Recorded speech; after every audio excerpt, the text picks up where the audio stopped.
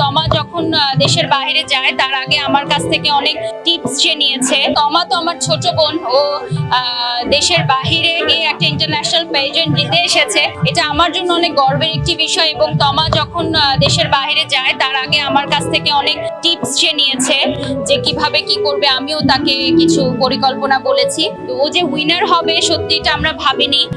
গত রবিবার থাইল্যান্ডে মিসেস ইন্ডিপেন্ডেন্ট ইউনিভার্স একটি প্রতিযোগিতা হয়, যেই র্যাম্পে হেঁটেছে বাংলাদেশের উপস্থাপিকা তমা রশিদ। তিনি টিকটক ও উপস্থাপিকার মাধ্যমে বেশ জনপ্রিয়তা পেয়েছে সোশ্যাল মিডিয়াতে।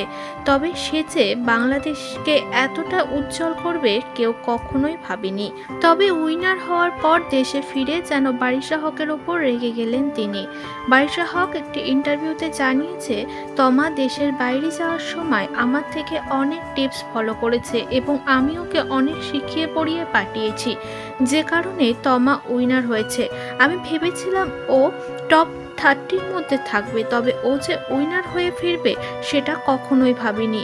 এই বিষয়টি শুনেই যেন তমা রেগে যায়। অন ক্যামেরা বারিশা হককে ধুয়ে দেন তিনি। আজ প্রথমবার কইলেন এইজন্য সাইরা দিলাম। নেক্সট টাইম যদি কোন আপনার কলজাটা টাইন্না বাইর কইরা সিরা ওজন কইরা দেখবো কলজাটা কত বড় হইছে।